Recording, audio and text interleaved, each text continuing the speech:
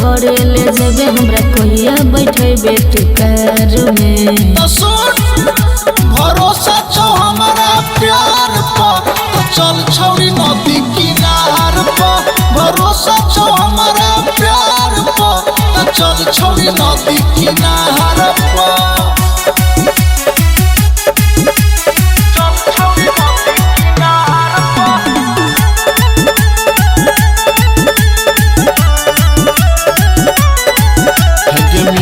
कबे अकेले में चेक न है तो बिना ले ले में लगे। अरे तोरे से लाभ करे छियो तोरे पछौरा हम मरे छियो। तेरे बुझ कोनी बात तोरा कहे छियो सच तू तो रहे छे खाली जोगार में।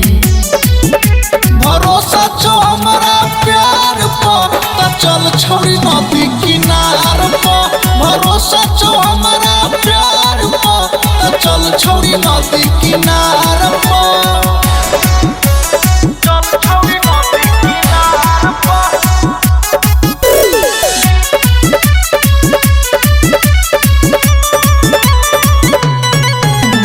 देखी के तोहर सिक्सी बदन मन करे काटी के खा जैती हम।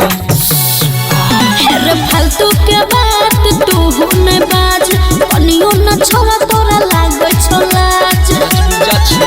अरे पवन पुरबैया बबलू संजीत बात बुझ तू कोनी लाचार के। सुन की रे भरोसा छो हमारा प्यार पर अच्छा चल छौरी नदी किनार पर। भरोसा छो हमारा प्यार पर चल छौरी नदी किनार पर। कुछ बोली छे रे।